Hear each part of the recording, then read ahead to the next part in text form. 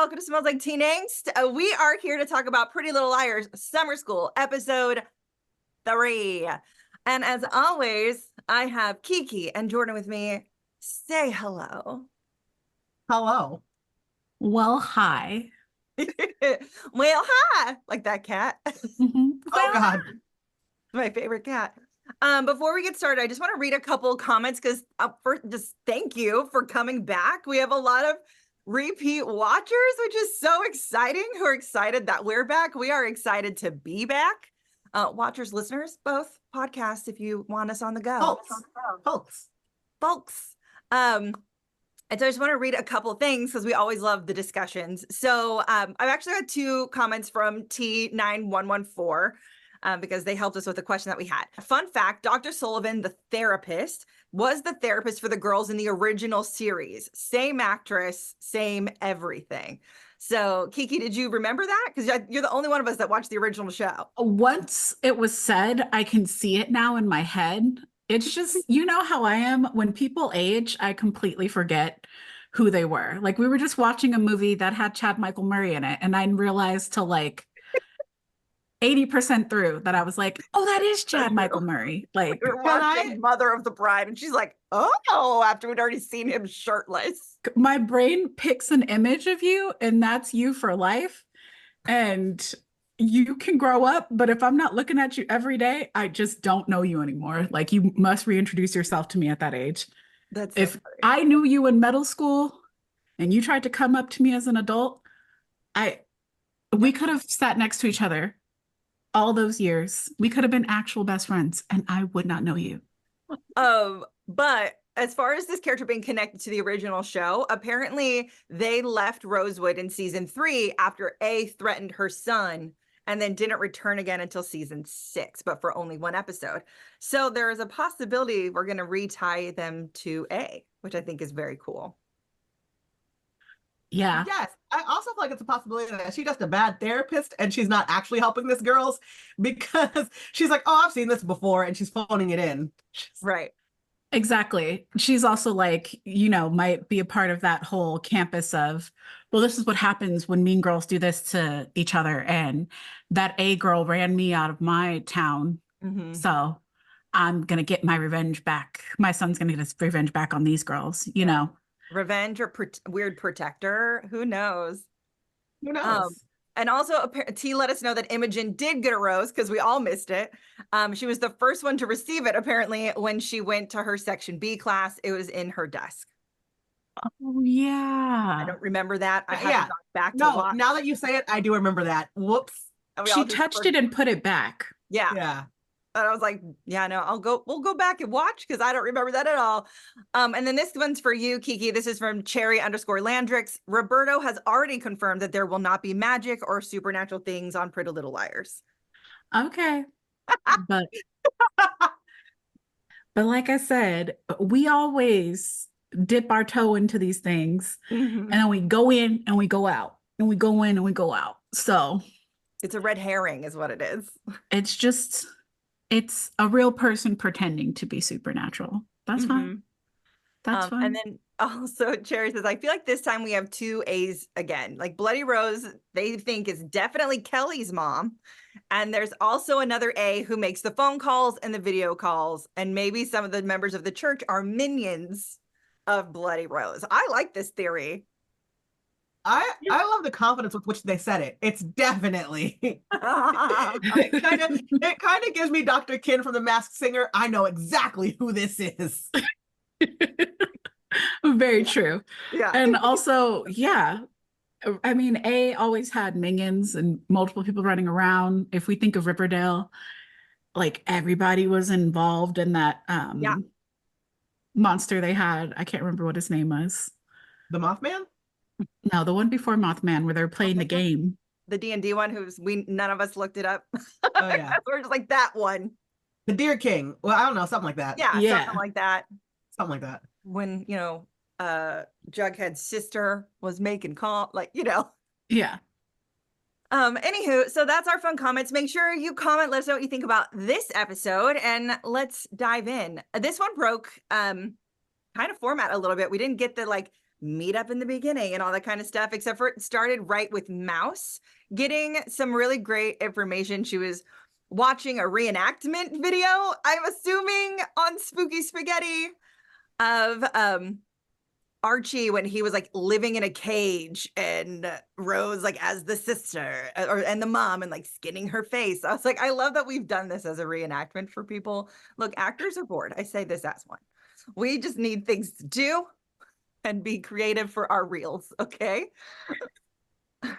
I thought so. I like the idea of, because it's clearly not a TV show. If it was a TV show, like it would be somewhere. I like the idea though of people like on a website trying to make like a reality version of a scary story thing, because I love watching like the girl who does her makeup and tells scary stories. I can't remember her name right now. Bailey Sarian. Yeah. Yes, like she's great. So, cool. Just keep going, because clearly the industry is trying to stop us from getting fresh new content. Yeah, exactly. Give it to us. But then we get out of that and we see that Mouse, her efforts worked. She got their phone numbers taken down, and then she calls the emergency meeting to let the girls know, but they still don't tell anybody about the roses, but they do tell this information because, it is Which I was so divided on that, because I was like, the roses y'all still aren't talking about, but right. You finally tell each other that you gave people your phone number, what you shouldn't be doing. Yeah, but you don't mention the roses. I know. I thought that moment was really cute though, because it was very much them being teenagers. They're like, who did you give your private number to now? The boys that we liked. It was like the people we have crushes on.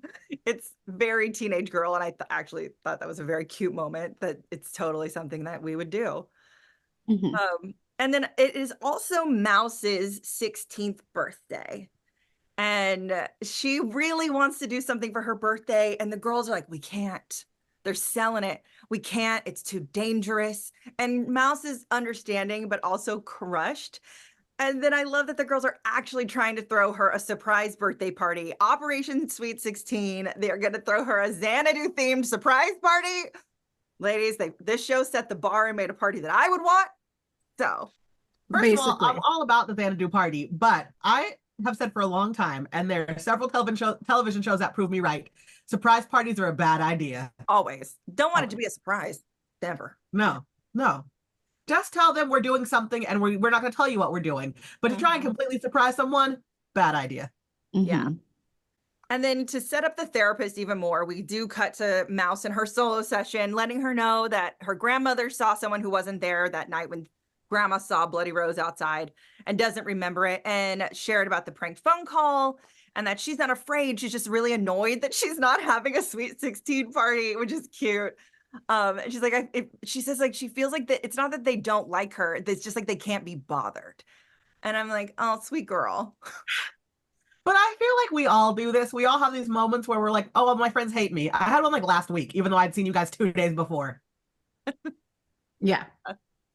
I have those moments all the time, and you guys know because you're my friends, but I also was like, of all the people to play with, why Mouse? Like, I don't think Mouse is cut out for this to begin with.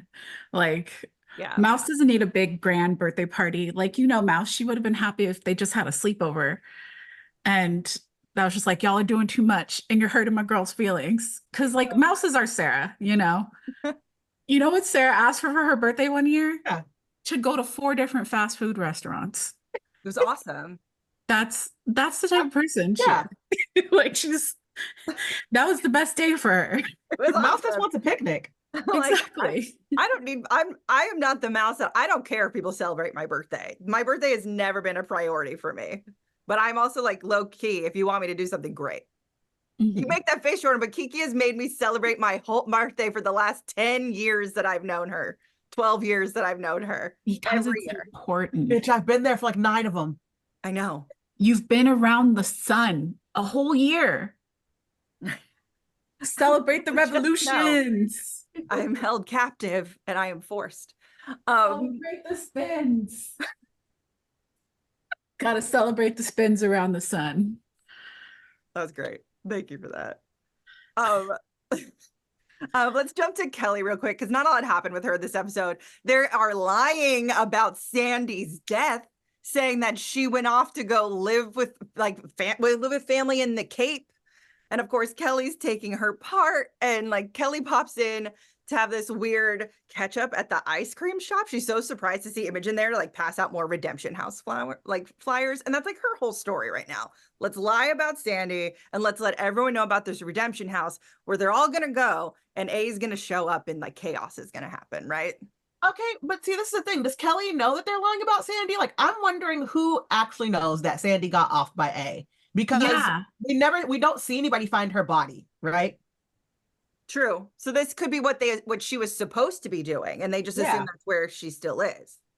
What if they like offed her whole family and like she's not even been reported missing, and A's got them all captive, or bloody Rose?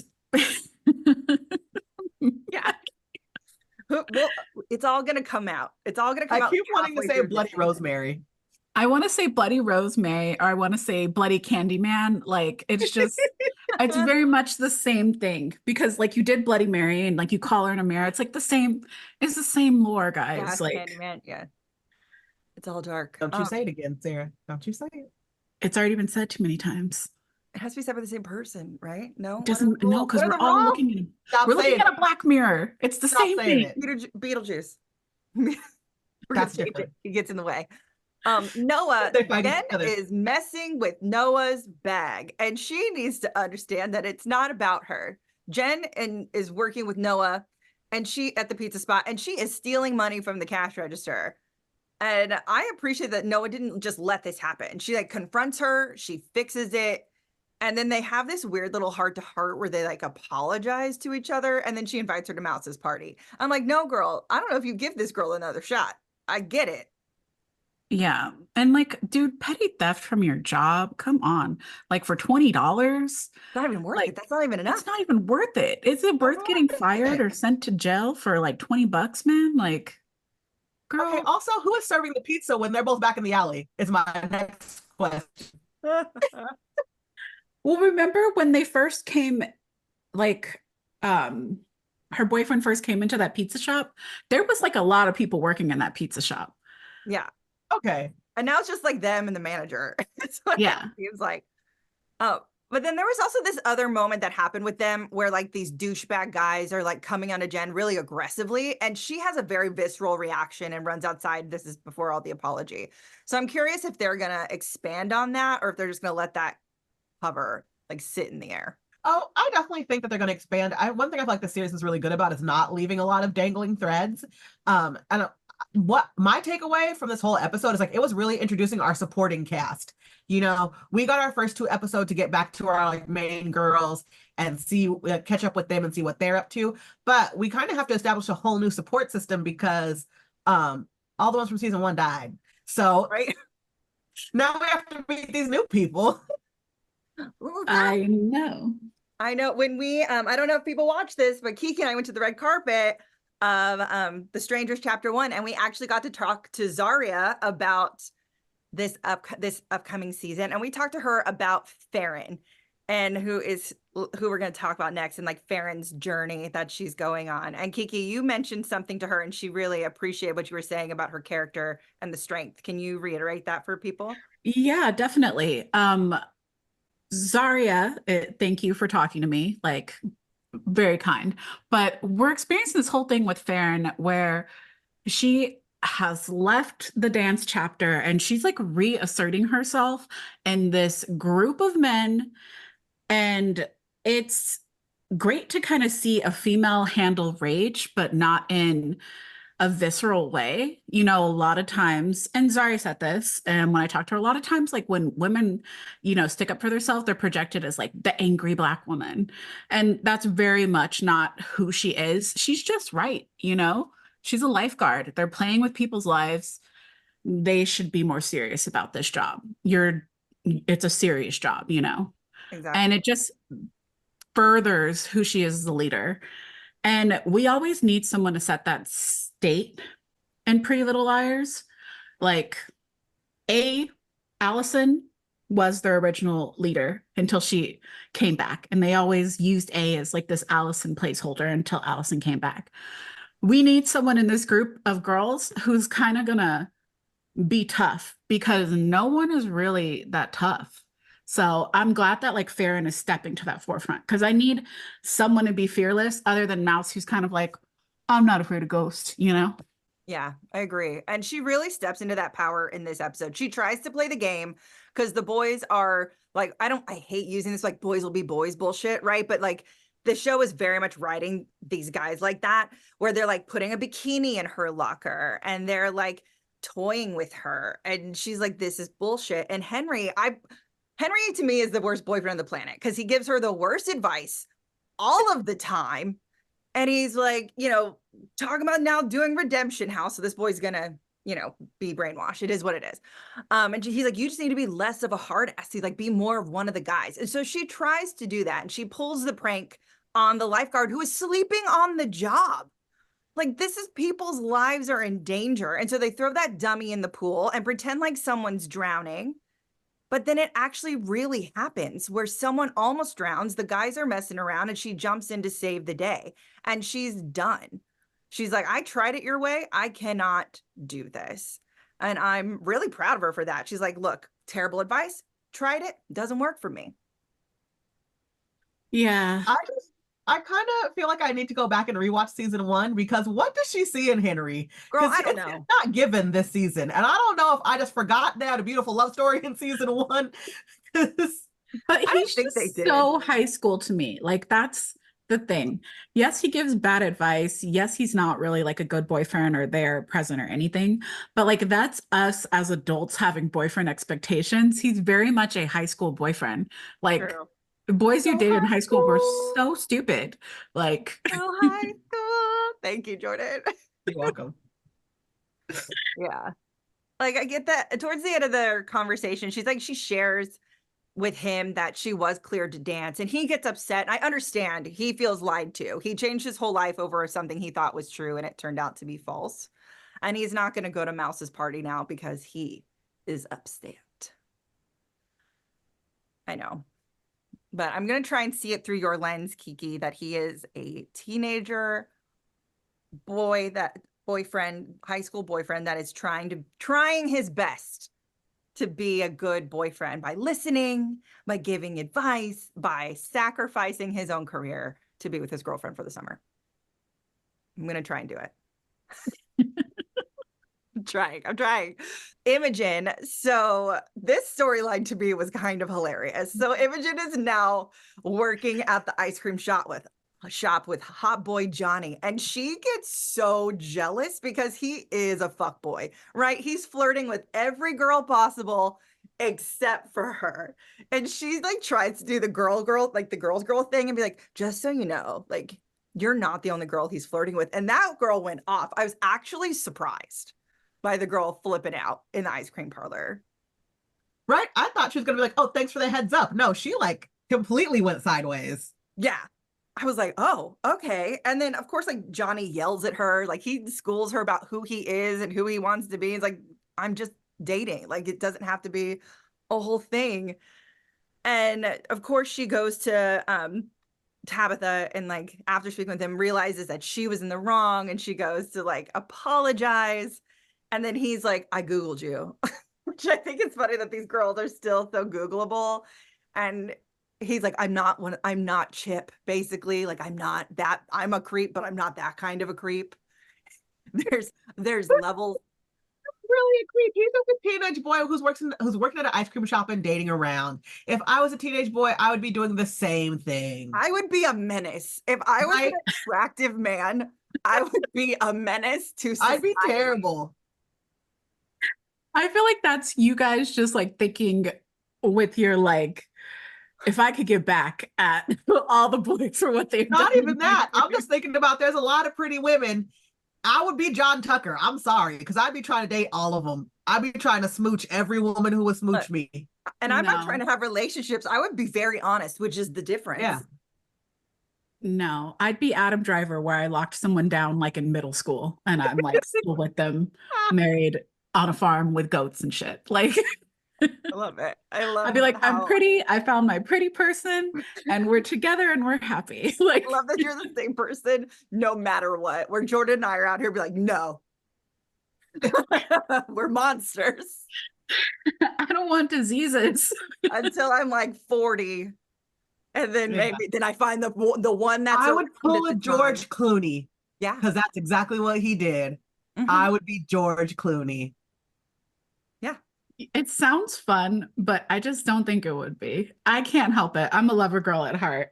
My heart would just be all broken up. I don't know what you guys are talking about. I mean, I'm not that as a person, as a woman now. No, I'm not that. That's not who I am. I just think I would be the opposite, because then I would be the opposite of who I am. Ocean's 11, baby. Hey, You Grand guys, Theft Auto. you guys are crazy. Back to the show. Sorry. So Imogen goes to take a nap in the back on a cot, and she has one of these. I know. He's like, if you need to rest, I'll watch Oh, things. it was very weird to me, but maybe they do that in small towns. Yeah, I'm like, okay. Because wouldn't your boss just be like, then go home? Go Like, home. Exactly. my Take a boss little would be like, go break. get a coffee or cuss me out. Yeah. Like, At most, my boss would be like, on your lunch, take a nap in your car. Exact that right there. But she has one of those like awake dreams, which are my least favorite. When you like are up, you think life is Yeah. happening because it's totally what would actually be happening. I had one of those actually this morning about work. It was very weird. I had one the other day, like 2 mornings ago. Yeah, I got up, I was getting dressed for work, I was having conversations with my roommates, and then I was like, wait a second. I was literally reading text messages about our meeting today that did not exist. But to me, they did. And of course, her dream, she's like sharing that she had a weird dream that we didn't get to see, which then clued me into this has to be a dream, right? She's like, it was with Bloody Rose, and like, but it's her mother. And it was a whole thing. She walks out to the dumpster to make sure it was a dream. She looks behind, there's nothing. And then bam, Bloody Rose chokes her out, and then she wakes up. See, I thought I wasn't paying good enough attention to the episode, and that's why I had missed the dream. Yeah, like it really took a second. I was like, how weird, because it was a jump cut too, right? Yeah. So I was like, oh, we're jump cutting, and she's now talking about a dream. So my first thought was like, maybe we ran out of time. And then Kiki's like, no, Sarah, it's a dream. And then it was a dream. And I was like, you're right. I don't know, because there's no filter. Normally with dreams, there's filters. There's Yeah. They played us. but when it's too fantastical on off jump, like off rip, I'm like, oh, we're in a dream, you know? yeah. Like, But then, so in real life, she does not tell Johnny about her dream, but she does invite him to Mouse's party. Yeah. Everyone's headed to Mouse's party. Let's jump into Tabitha, whose mama is a little nervous because when she comes home, she sees Christian sitting on the couch and is not happy about a boy there without parental Who is this supervision. man? Who is this man in my house? I'm like, girl. And then, which I have to ask, because Cam comes up with the best weekly questions. What is your favorite vampire movie, ladies? Queen of the Damned. Twilight's like on the tip of all of our tongues, but there's Right? It's so not many Twilight. great ones. Interview with the Vampire is the one, like really sold me into the world of vampire lore. Okay, I'm gonna go with a really stupid but fun choice because it's definitely in my top 5. Like top 5. Yeah. Not Underworld, Van Helsing. Oh, it's a good one. Oh, that's a good one. I thought you were going to say Lost Boys for sure. Yeah. Oh, Lost Boys is in my Lost top Boys, 5. 100%. That's my number Twilight, 2. Van Helsing, Underworld, Interview with the Vampire, and Dracula, like classic Bela Lugosi. Yeah.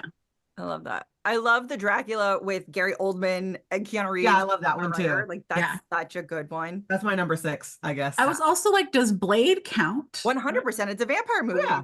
Okay.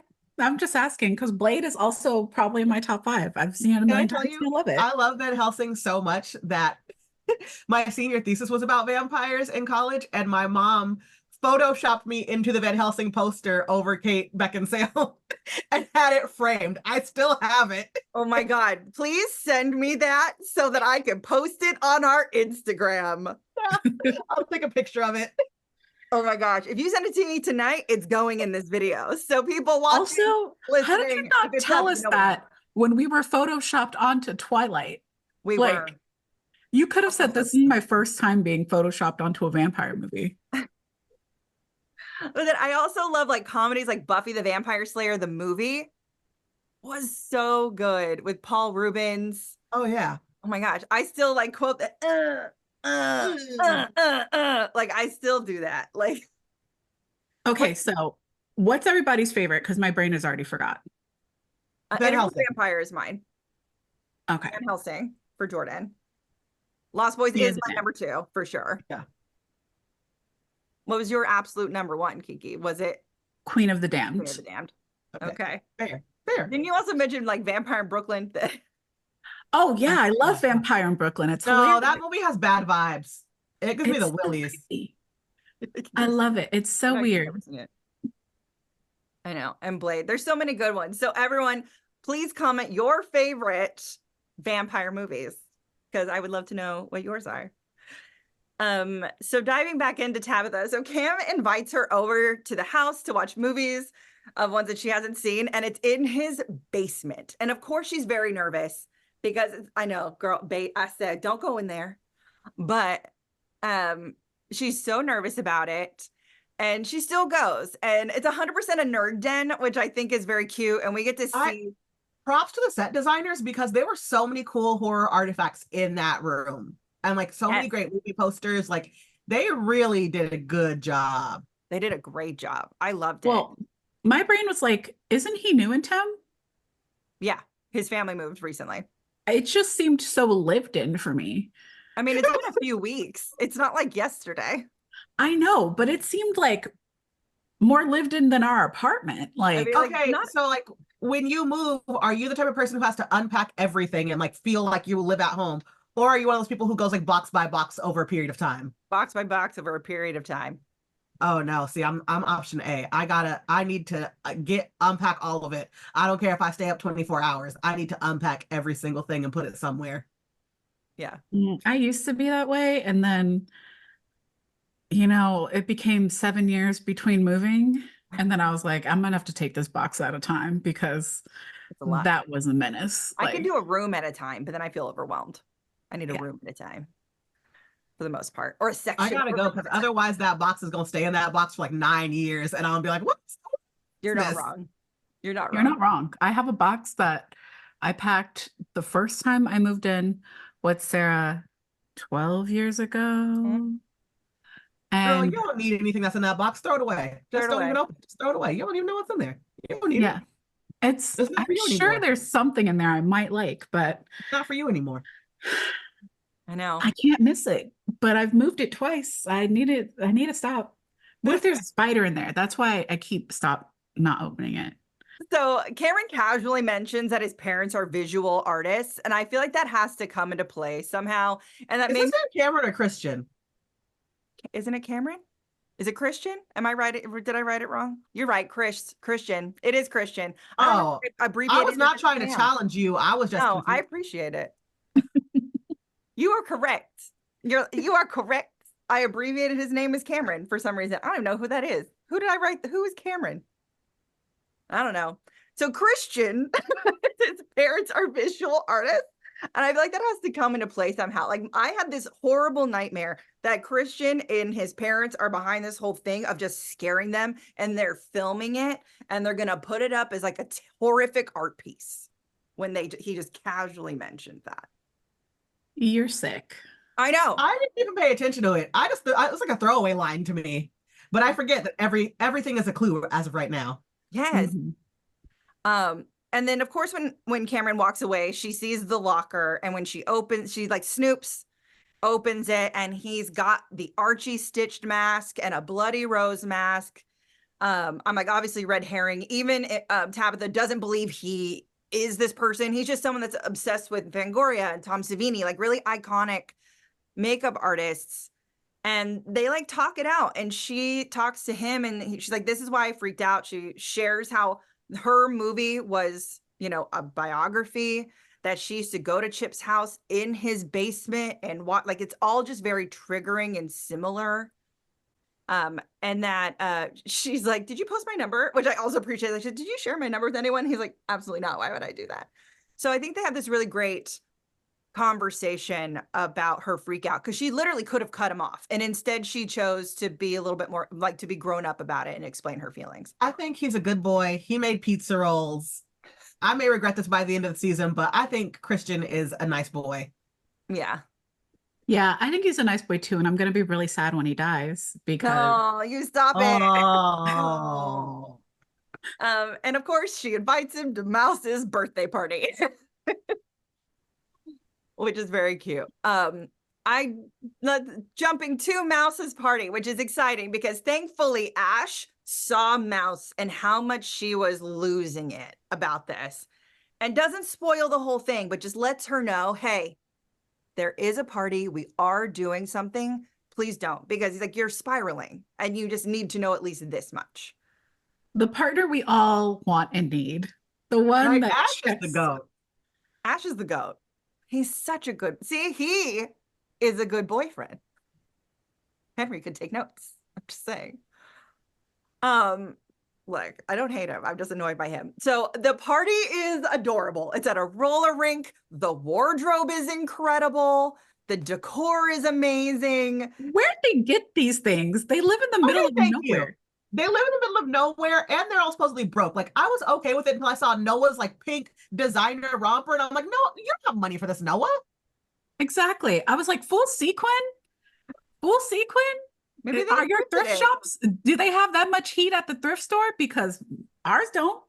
Millwood thrift is popping. Poppin', y'all. It's poppin'. Apparently. I love that Johnny shows up with a huge tub of ice cream, and then the girls like swarm over, like, oh my God, who is that? Is that the ice cream man? It's like such teenage girl. It's so cute. And then this is where everything kind of falls apart. So Mouse's Lola takes her to the wrong location. She takes her to a Rosie Ricotta's, which is a cute play on Chuck E. Cheese. Yes. And it has the most terrifying puppets to match. And they are playing Three Blind Mice. This show killed this whole scene.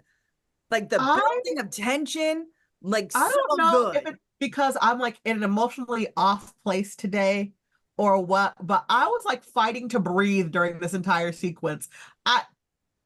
It was so good. I was real scared.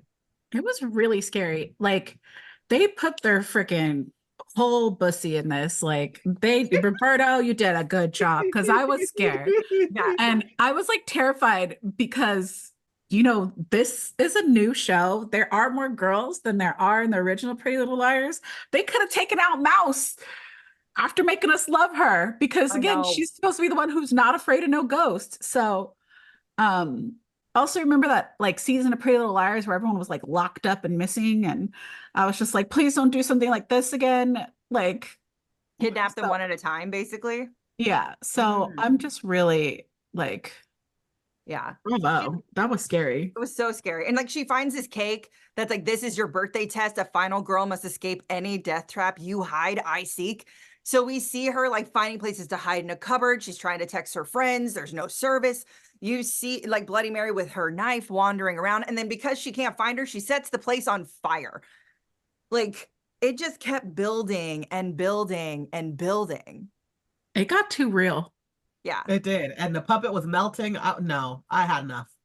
Yeah. Yeah.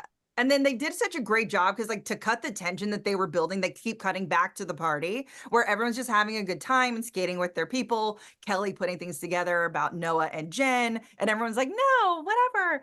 And then we cut back to Lola with Ash, and Ash is like, I'm taking her to the party. She's like, what do you mean? I'm taking her. I already took her to the party. And of course, Lola doesn't remember where she took her. And now everyone thinks like Mouse is going to die, but she doesn't. She finds an air duct. She crawls out to get through them, and she gets outside, and they show up there just in the nick of time, and she just tells them it was Bloody Rose and everything has started again, and then we crash to black. The next episode start with her at a hospital getting some oxygen because she definitely inhaled too much smoke. Girl, she did. Oh my she God. she didn't have a class. We kept saying to the floor. We're like, crawl. You didn't get Crawl. She's like trying to walk through. I'm like, girl, Get stay low. low. And that was a lot of fire. But also, Lola's got dementia. And why is she still behind the wheel? Okay. Like, can someone clue me in on that? Because we don't let my grandma drive. It Like, was my grandmother has passed, but she had dementia beforehand. And watching Mouse get in the car with her was low key triggering because I was like, don't get in the car with that woman. She don't know where she's going.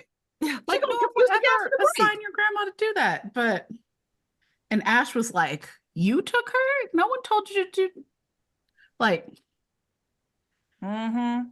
Bloody Rose.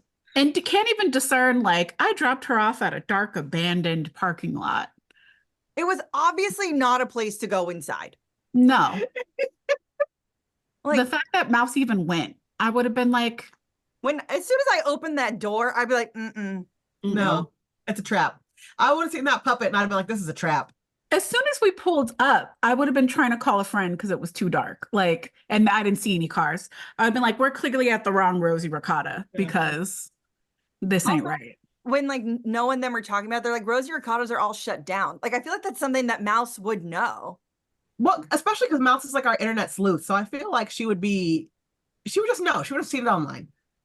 Again, with these girls not being suspect about the things that are sus in their life. Like, yeah,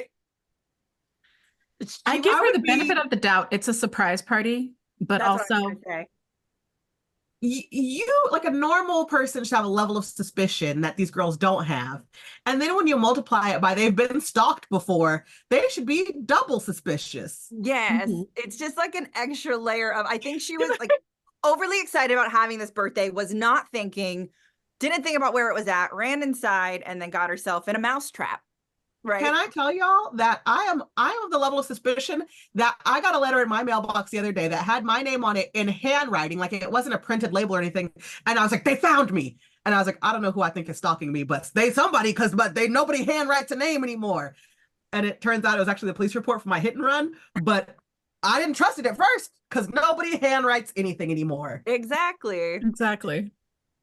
I mean, if you call the phone and you say my government name, and you know me, I'm hanging up on you because you a bill collector in my mind. Like, I don't know, like I pay my bills, you should be calling me anyway. You're probably just a scam artist. Yeah, they found me. That's what happened. They found you. I don't know who's stalking you, but they found you. Exactly. This season is so good, you guys. So far, it's incredible. We're only 3 episodes in. They've set the stage so well.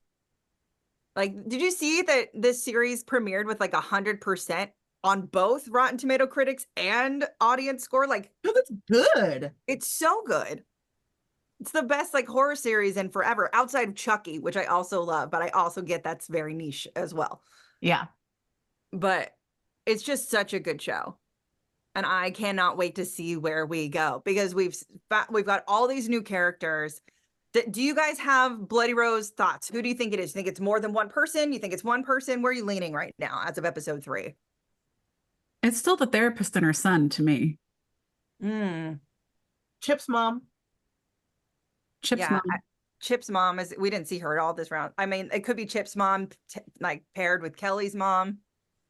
I don't know. I still like my crazy theory about Cameron's parents. And their visual art. Christian. God damn it. Christian's. Well, who is Cameron? Someone tell me why I have Cameron in my brain. I have no idea. Christian's parents and their visual art. I don't know. Or maybe someone who died in the beginning of the season who actually isn't dead. Somebody who's not dead. But remember, we spoke to Zarya and she said, when you think you know, you don't know. You don't. So we should just stop guessing. We should stop trying. I know. But then I also saw an interview with them where apparently they all guessed it right. And the writers kept telling them they were wrong because they actually hadn't written it yet. And then they all ended up right. So I'm like, where are we? Who is it? The girls got it. I'm stressed out, guys. I'm stressed. I'm pressed. Especially after this episode was stressful. Yeah, but also what a way to set up. What a way to set up the more stress that's going to come. I know. I'm excited. Imagine when they get all the girls on the playing field. Oh, gosh. Trying to get murdered. I just want to see Noah jumping between buildings again. That was great. That was great. That was a good moment. Or see how her juvie girlfriend plays into all of this. Yeah. Because she's suspect too. 100%. Oh, it's gonna be good. Is it gonna be like Scream? You know, the latest Scream movie where it was like secret brother, sister, dad. So what if it's like Johnny and Jen and the therapist You know what I mean? Like Secrets. oh, it's gonna be good. It's gonna be good. It's gonna be good. That's all I got. That's all I got, guys. Amazing. Well, thank you all so much for watching. Thank you again for coming back. We do this because we love it. We do it because you watch it, and share it with your friends. Let them know we're here. We're here to talk about it. And we'll see you for episode 4 next week. Bye. Bye. Like, comment, subscribe. Huzzah.